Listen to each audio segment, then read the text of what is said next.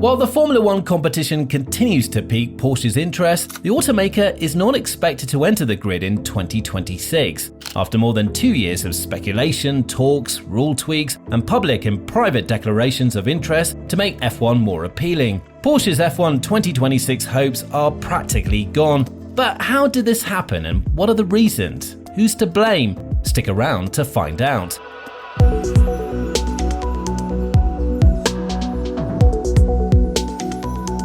Now, as part of the new rules for the engines, Porsche and its sibling company Audi were planning to enter Formula One. Porsche's talks with the teams like Red Bull and McLaren broke down because Porsche wanted to buy either a large or controlling stake, while Audi committed to creating its own F1 engine and completed the deal to buy into the Sauber team. In the past, Porsche would probably have been successful with this approach. Who wouldn't want to work with one of the world's best automobile companies, especially one with such a rich history in motorsport with an itch to scratch in Formula One? Since the Red Bull contract fell through, Porsche's chances of joining the grid in 2026 have seemed bleak, and the company is now shifting its attention to its existing motorsport programs. As part of the 963 hypercar project, they will race in Formula E and make a splashy comeback to the top class at the Le Mans 24 Hours. Porsche is still enthusiastic about Formula One, but for the foreseeable future, the company has no plans to enter the grid or partner with any teams.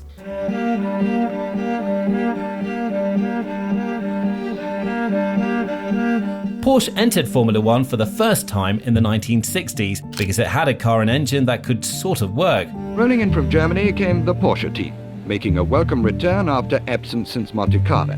After competing for a year with a new car, Porsche ultimately decided F1 wasn't worth the investment. Porsche didn't even own the naming rights to the 1980s engine project that was paid for by TAG, but it was the most successful example of Porsche and F1.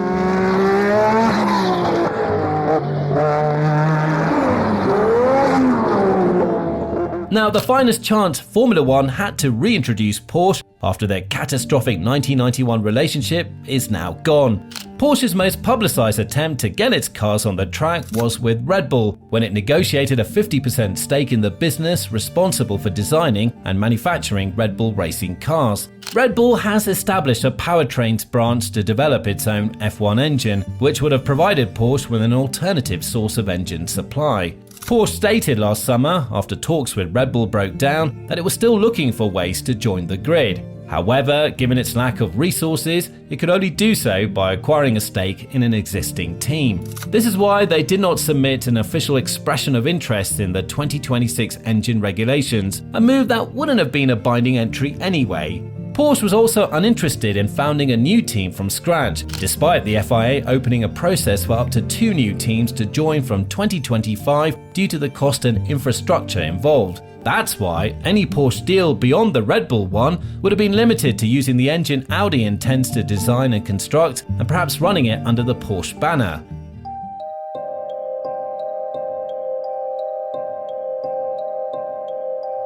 The exact number of teams who were formally contacted is unknown, but we do know that McLaren had direct discussions with both Porsche and Audi. What would Porsche offer, and what would it be willing to give up in exchange? In this scenario, all Porsche could offer was the use of its name, some funding to help it achieve its goals, and a small amount of technical expertise. Much of the hardware and people needed to run operations would already be part of the current team. Porsche, though, made it clear that a mere sponsorship arrangement was not acceptable. The company sought greater input, so that would mean that a team would have to cede influence and possibly more. For McLaren or Williams, this would mean losing their famous names. Nothing about making the necessary sacrifices, strategic independence, cultural heritage was appealing. As opposed to what Porsche might offer in exchange, none of this was worthwhile.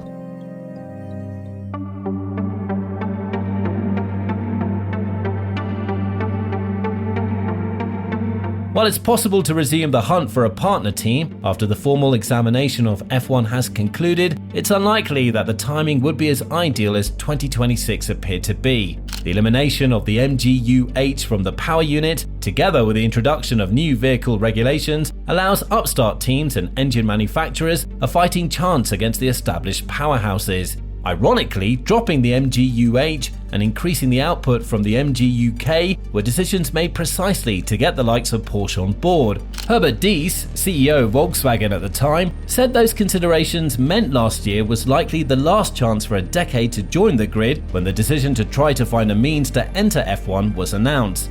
Porsche failed in its assessment of what teams required from a partner and overstated the benefits it could provide. This could be due to Porsche's unwillingness to meet the financial requirements, either because the asking price was too high or because further funding is required to adequately upgrade the team.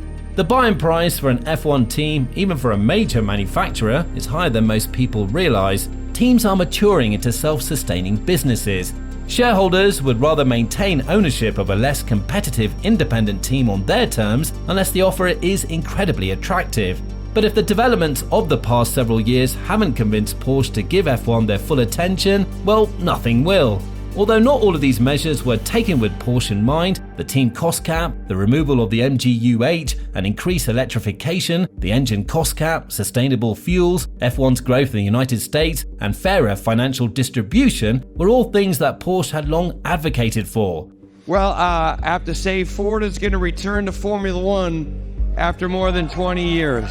Ford swooped in and stole the Red Bull relationship with some little technical contribution as well, but no stake in Red Bull's F1 empire. The decision not to join forces with Red Bull has cost Porsche not only its best shot at a successful F1 program, but also its best opportunity at entering F1.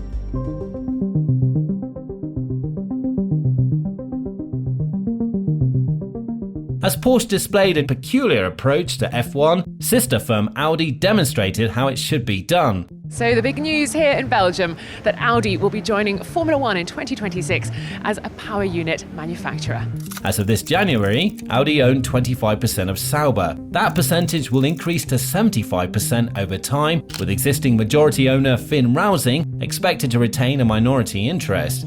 In F1, Sauber competes under the name Alfa Romeo and uses Ferrari engines until the end of 2025 as part of a sponsorship agreement with the Italian automaker. Audi wasn't afraid to put its money where its mouth was and instead chose to play the long game. Audi has chosen engine and team ownership as its approach, is prepared to invest as much as necessary to build an engine facility, and is giving out hundreds of millions to acquire a controlling stake in Sauber. Porsche didn't have the stomach for this strategy. Instead of delivering a great technical offer, it stuck to its unrealistic terms of cash for control of an established firm.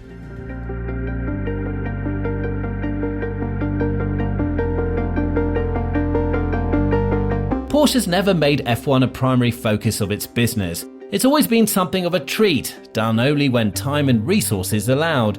This contemporary near miss is now part of Porsche's uncommitted F1 past. Porsche is the true loser here because its presence on the F1 grid was awaited eagerly. Porsche might have partnered with Red Bull if it dropped its expectations, which led to Audi's participation and Ford's return. Despite their official departure from F1, Honda may decide to launch another engine project in 2026. Among the many potential new entrants is a vehicle manufacturer. GM has been approached to back Andretti's bid to join the grid under the Andretti Cadillac banner. Manufacturers like Audi, Red Bull, Honda, and GM all have the ability to shape their own futures, and that's what Porsche needed in the end, because other teams wouldn't play by Porsche's rules. It hasn't made the grid. So what do you think? Is Porsche losing a lot by not joining Formula One due to their stubbornness and frivolity? Let us know your thoughts and opinions in the comments down below, and see you next time.